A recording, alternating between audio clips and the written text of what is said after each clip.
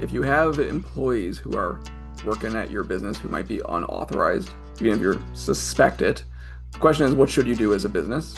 And the first thing to know is that you should have some preparation of thinking about what to do if someone shows up at your business and what spaces any government agent in any situation can enter with or without a warrant. ICE can come to your business without a warrant, but they can't come into a private space without one. So the easy example would be if you're a restaurant, you can easily walk into the dining room. That doesn't give them a right to come into the kitchen. So you should think about where is the access points of who can go where, and what are you going to do, and who's going to greet an agent if someone arrives.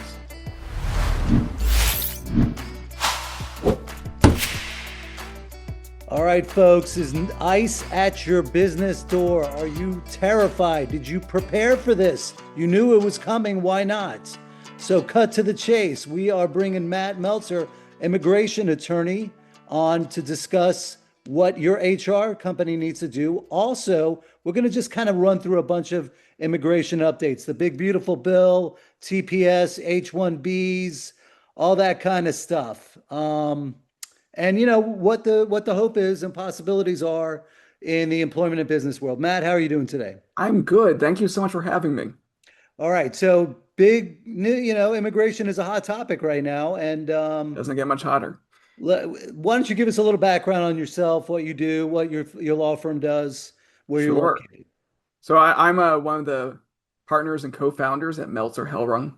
We're a business immigration firm, businesses of all sizes, from individual entrepreneurs up to Fortune 500 companies, to help them get visas and work authorization for employees in the US and globally. And we help them build program management skills to think about how to make the most of immigration to attract and retain the best talent, and how to build compliance programs that are effective and efficient. All right. So for those out there, Matt's website is amazing. He's got blogs, webinars on all these topics. Very well organized, very comprehensive.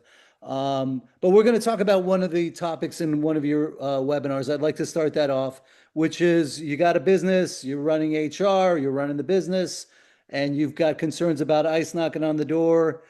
What should they do?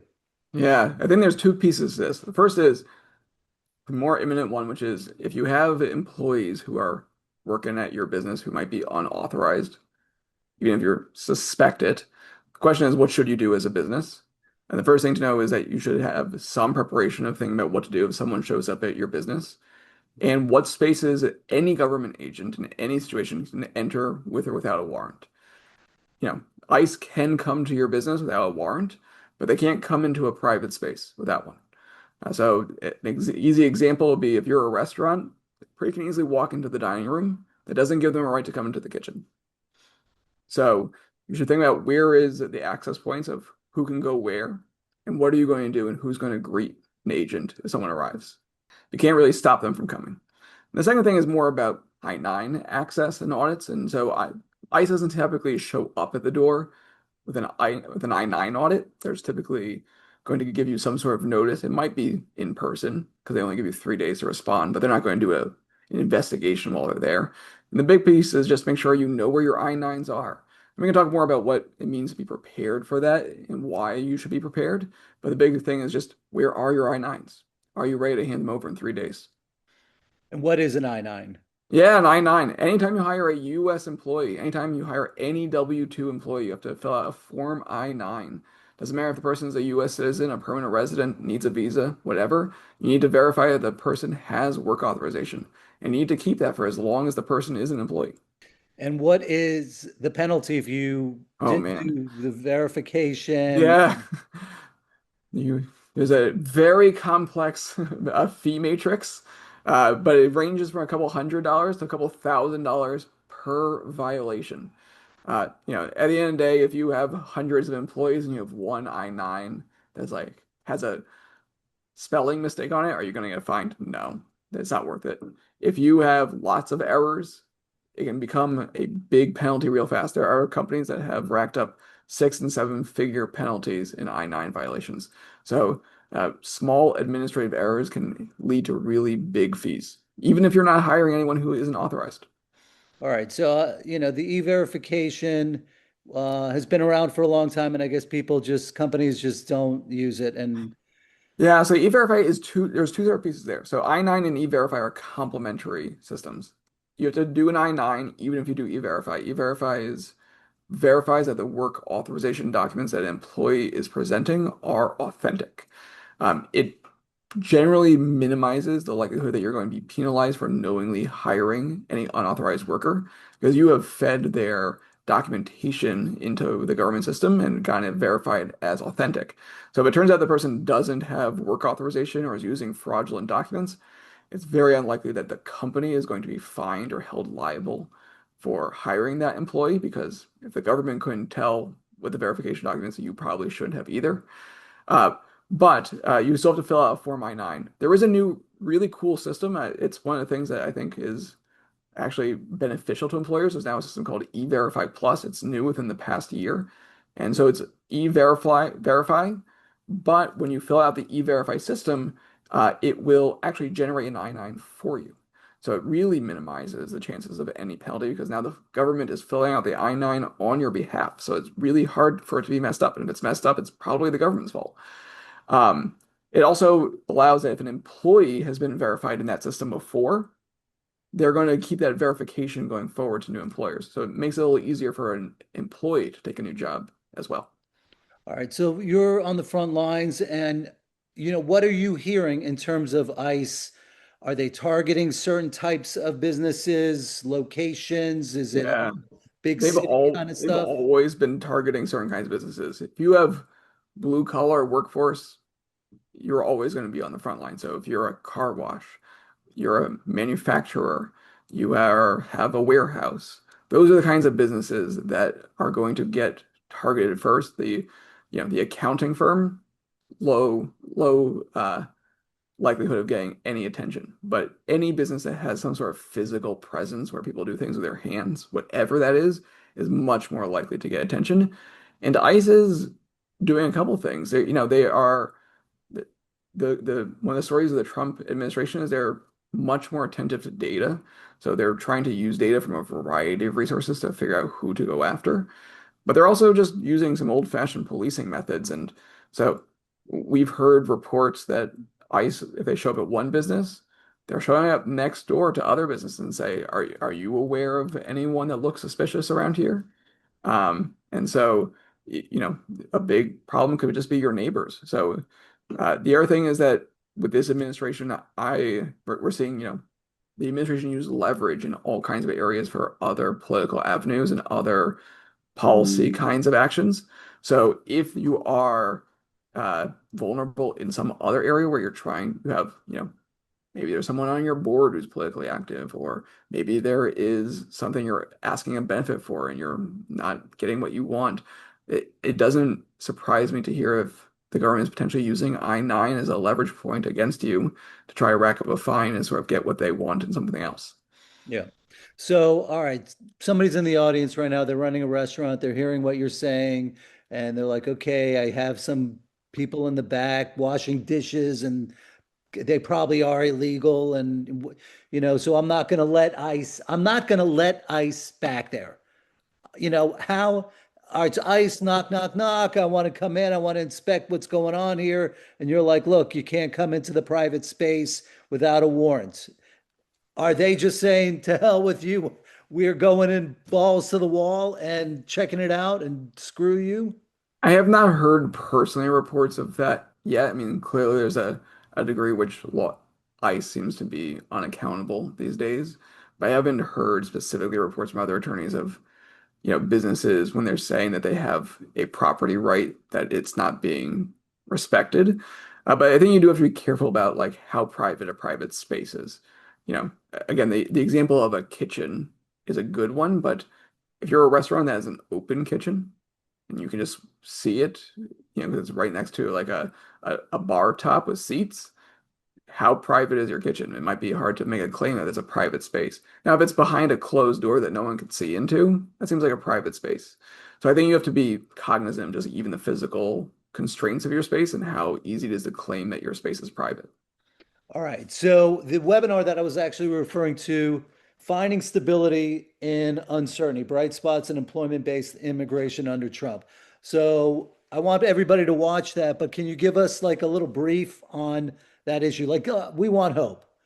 The skilled Yeah, workers, people in yeah. the past would buy a business and employ a bunch of people, and they'd get an e-visa. Are these things still around? Yeah, the biggest news from like my practice, most of what I do as a practitioner and what we do as a firm is help companies get visas for employees. So we work with a lot of companies hiring people like software developers, engineers, dentists, veterinarians, managers, and executives. All those visa classes are by and large enshrined in statute. And it's typical as the administrations change that the sort of like ins and outs of getting them approved changes a little. But as much upheaval as there's been in immigration as a whole in the past 7 months since Trump took office, there's been remarkably little change in the adjudication of visas and green cards. So, like, if you have employees and you're trying to, you have existing employees on H-1Bs or TNs or E3s or O-1s or whatever it might be, we're seeing very little change in getting those people extensions. If you have new employees who you want to hire, you found a great candidate through a recruiter, we're not seeing any difficulty in getting those people on board. So a lot of the attention is really going towards people who have no work authorization or people who have been here under some sort of discretionary standard. But things that are enshrined in statute have been, by and large, up to now, been respected really strongly. Yeah. All right. So the first thing that I heard from the administration was the golden visa. That what? The gold card, The gold card. I'm the, sorry. the gold card is that's my favorite topic. The gold card, it was a Trump proposal that if you wrote a check to $5 million to the U.S. Treasury, that you would get the equivalent of a green card, but it would be better. It'd be the gold card. Um, it's sort of the joke in the immigration practitioner community because there's no statutory or legal basis to do it. Congress has not seemed at all interested in providing one. So if they do create one, how can you advise your client on writing a $5 million check to the Treasury for some benefit that you don't believe exists? Uh, it seems like malpractice as a lawyer. Um, That ain't a but tariff. That ain't a tariff. I'm sorry to tell you. That's and a that they gift. were they were going to give you some sort of and they were going to raise all this revenue from all these Yeah. people who can afford to write a $5 million check because I'm sure there's lots and lots of those people. But you know, at this point, it seems like a pipe dream. I wouldn't put it past that it may ever occur. I just don't think it's a huge population of people who really want this, but uh, I could be wrong. But right Yeah. now, it doesn't exist. All right. So the thing that does exist are at least look, and the beginning of my legal career, I used to host a radio show called Dr. Pastor's Immigration Hour. And even though I didn't know anything about immigration, I had a couple of immigration attorneys that would come on and they would answer questions. And so I got to know at that point, I mean, we're talking 30 years ago. I think the e-visa was all right. You drop down $500,000, you come up with a business plan that says you're going to employ 10 US citizens and you're good to go. Yeah, that's the EB-5. So the EB-5 green card, that's still um, very much in place. So Yeah. the EB-5 green card, currently the investment values are, depending on where you're investing, 800,000 or 1.05 million. Um, it's desirable to a certain class of people. It's a very long process, but it's gotten a little more attractive recently. It used to be that you had to keep your money in investments for a really long time. At this point, you only have to keep your money in an investment for 2 years. So if you have those funds, it can be attractive if you are willing to plop it down because you're not going to get any return on that investment for 2 years, but it's only 2 years. And then you also, for people who are especially in other sort of visa classes where there's not any sort of fast path to a green card, where you might be in line for a decade or more, the EB-5 is really attractive. Nice. All right. So I want to go through a couple topics quickly and just kind of a rapid fire. Asylum, political persecution. Is that still in play? I mean, if somebody's got a legitimate claim, I'm assuming they can't just, do like they did in the old days, cross the border and then go from there. Yeah, it is. So it's much harder to enter the country and claim asylum. For those who are here and claiming asylum, they are making the process much harder to claim. And a lot of people who are in asylum proceedings go before a immigration judge. And so who makes the determination of whether or not they are, in fact, fearing persecution. And those judges have been more or less independent, but right now that they've always been housed under the DOJ, so they are employees of the Department of Justice. And the Trump administration has been clearing house of people who have exercised any uh, evidence of independence of thought. And so I think it's getting a lot harder to get those approved because people who want to keep their jobs are towing the line of denying more applications. All right. So green card holders that go back to their country or travel outside of the United States, and should they have something to fear, or is it just green card holders that have protested against American interests? Yeah, I mean, your guess is as good as mine, Greg. Do you know what American interest is?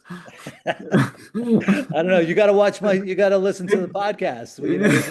I don't even know. Because No. I don't know. Yeah. There's nothing in writing about what American interests are. Um, I think you have to use your own sort of like intuition on it, honestly. Like I've spoken to people of varying political, you know, uh ideologies and thoughts and participation and help them assess, whether there is a risk in travel. And I think that at the end of the day, if you're a person who just has been here doing a job and you've never put anything online and never showed up to any public activity in your life, like no, there's no risk.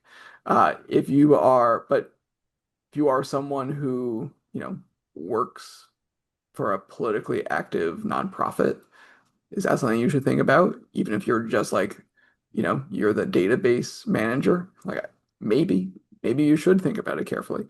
It's unclear what it is. Uh, I'm reluctant to tell people not to travel. I don't want to fear monger. The Khalil uh, Muhammad case in Colombia is to some degree an outlier still. Yeah. And the real story is that most people are traveling in and out of the country without a problem. So, if I told you that, 99+% of people flying out of JFK or LAX are experiencing nothing, it's just normal operating procedures. So, is that a reason to not take precautions? No. But I think people should also take a real hard look at what they are. If they are not people who are having a large social media or other media footprint in some sort of pronounced way, I think it's just safe to say, like, go on with your life. Be careful on what you do and don't do, as much as I hate to say you have First Amendment limitations, but there's not a reason to like not travel. Yeah. All right. So Miami's my hometown, and we have plenty of people there on TPS, or they're there, and they originally were there on TPS, and now the TPS is over.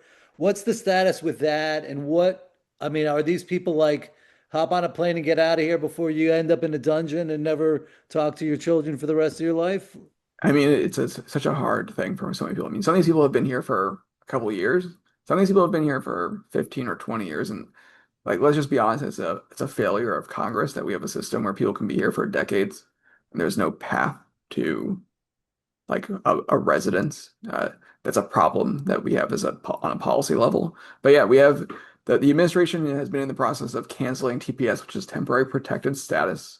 So it's people who have been in some situation where it's been assessed that they can't go home because their home is not safe.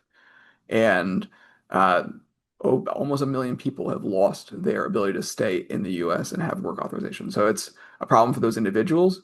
There are employers who are in certain communities who, are losing dozens or hundreds of employees, and that is a huge challenge in terms of workforce planning. But yeah, those individuals are in a challenging place. I think, it requires an individualized assessment for each of them to see if there's some other path forward. But I think that in reality, the best, a lot of them are in a place where they're deciding whether the best thing to do is to leave the US. Yeah. All right. So turning the clock back to when I was doing my radio show, one of my colleagues on the show ended up getting a big job with a law firm, and he had a bunch of asylum cases, and he's like, Greg, will you take them over? And I was looking to try any case I could get my hands on, even though I didn't know what I was doing. But I remember back then one of the issues on deportation proceedings was have you been in the country continuously for 10 years? That was kind of like your ticket out, your ticket to freedom. Is that still, is my memory? Oh, you're testing me because I don't I know my way around immigration court. Not at all. It'd be like walking down the corridor of an unfamiliar hallway for me. So I don't know that tell you the truth because it's not what I where I take my work. Most of my work is before other agencies in terms of applying for benefits. So I'm gonna have to say I don't know. Gotcha. All right. So yeah, I'm pressing you because I got you here. All right. So let's just say in the last 3 months, what types of phone calls are you getting that you did not get previously, or at a volume that Yeah. much picked up? So the first thing is that just people are scared about travel. Everyone wants to know, is it safe to travel? Can I travel? You know, what's going to happen? And, it's impossible to give anyone clarity. We're generally saying the safest thing to do is not to travel internationally. But we've tried to, on our end, like this was we were experiencing a deluge of questions. So we put up a travel advisory on our website that just tries to be as comprehensive as possible, and we're keeping updated in real time. And first thing we do when people ask us about what travel is like, hey, look at this before you ask any other questions. Um, and then we're getting a lot more questions about uh, just like is it, from on the employer side, but on small employers, is it reasonable that we're going to expect something to get approved? And as we talked about at the beginning, the changes aren't significant. So no, we think it's totally fine and there's no real risk in bringing on new employees today who need some sort of visa sponsorship. And then from clients who are much more sophisticated, it's much more about compliance. Do I need to up my compliance game? Are things that I took for granted I was a little sloppy with in the past because I knew no one was going to look into them. Is there a reason for me to clean things up more? Yeah. All right. Next quick question. Is there anything in the big, beautiful bill immigration wise except for enhanced enforcement? No, That it's nothing. just more money than anyone's ever seen for the immigration police. There's Yeah. just billions and billions and billions of dollars for ICE, and so the agency is going to have the ability to hire about 10,000 new employees. Yeah. And it's just a huge increase in the workforce. I think the ICE's budget is now bigger than the FBI's. Oh my God. So you're just talking about a giant police force with enormous resources behind it. Um, so the question will be like, they're, clearly there are in some ways they're scratching the top layer of people who are easy to find. As people get harder to find, what are they going to do? How do they go about looking at companies as means of finding people? And so I think every company should be ready to say, they're going to be looking at you. Yeah. All right. So is there any talk on Capitol Hill about legislation that might be exciting or positive or Yeah, I mean, problem solving? there is some bipartisan legislation that is talking about making some positive changes. Uh, One of the things is that, like the green cards that we have, people who are here, the question of people being here lawfully, uh, the number of green cards issued hasn't changed in about 30 years, hasn't kept up with population or demand or anything. And so, if we're saying we're going to be welcoming more people legally, if we're getting rid of people here who aren't lawfully, talk about increasing that. Uh, in terms of, I think there's going to be more and more pressure on low-skilled labor. When we're talking about getting rid of people with TPS, like lots of employers who've been hiring people lawfully are losing their workforces. And they're saying, I don't know where exactly to find the workers. Discussion of like making H-2A, which is agricultural workers, a little more accessible to farmers, and H-2B, which is limited in the number, which is um, short-term non-agricultural work, easier to access for those employers too. All right. All right. Um, I hate to ask you this, but I'm going to do it. And maybe you don't feel comfortable answering this, but birthright, where are the courts on that now? I've seen a couple of recent decisions. I know SCOTUS kind of punted it on that whole injunction issue. Yeah. So so far we have the courts are uniformly saying the law is the law, right? Like the law for a long time has been if you are born in the US, does not matter who your parents were, you are a US citizen. And that's Supreme Court precedent. And so the courts have been saying that that is still the law. Uh, and what's been happening is that the Supreme Court punted it, saying the people who came to the court, oh, we can't have this nationwide injunction. You need to have a class action lawsuit. And so new class actions have been being formed. And so far, the courts have been largely accepting those class actions and accepting the classes and saying the class of future born people in this country is a class, and they are still entitled to citizenship when they're born. All right. Well, I'm hoping that sticks. So, should any of those people who were born in the United States be worried enough to seek legal counsel? So I think that even when the executive order came down, it was future looking. It was supposed to go into effect by now. But I think that given the way things have been, it would be hard pressed to, while things have been in action with the courts and paused, to say anyone until there's like a final decision and looking at a future looking class of people, to say that anyone born today is not a citizen. That's my personal expectation of the law. Maybe I'm not reasonable, but I'm not optimistic about a lot of things with this Supreme Court, but I really I'm not pessimistic enough to believe that they're going to change the very nature of citizenship. All right. So, just to clarify, the executive order is prospective, meaning that It was previous. prospective. It was supposed to be in effect by now, but it was prospective at the time it was issued. Okay. So, before it was issued, if you were born here, that would not affect you. Correct. They were saying that what the past is the past. People who are born here are citizens. This is about what will happen going forward for babies born as of a certain date. Okay. Now, one of the things nice about your law firm that kind of separates you from the rest of us, you've developed a proprietary system. Could you tell the audience here what that's all about and how? Yeah, we built our own technology for managing immigration cases. It's called Voyager. And fundamentally, we wanted to make sure our technology was part of our service. As a service firm, like we think that technology is core to it. People go to their bank today and say, don't think about, how good are they at managing money. They think about how easy is it to get money transferred from account to account. We believe it's the same way with immigration. And we wanted to make sure that our technology was telling the same story as the service that we're selling in terms of how we're communicating with people. So we built a technology to make sure that the experience was intuitive and easy, and people were getting the information that they could at their fingertips without having to talk to a person, to free up to ensure that the people, when they are talking to, our skilled attorneys and paralegals, are getting timely and informed advice as quickly as possible. Okay, excellent. All right. So that will do for this episode. Is there anything else you want to cover that I didn't cover? No, that was incredible, Greg. I would just say that immigration is a fast shifting ground. If you are in the space in any way, make sure you keep your ears tuned because things change quickly. Small details can matter. And so if you don't have an immigration attorney and you have foreign national workers, you should absolutely make sure an attorney is on call. If that's not me, make sure it's one of my colleagues. The bar is full of great ones. All right. What's the best way to get in touch with you, Matt?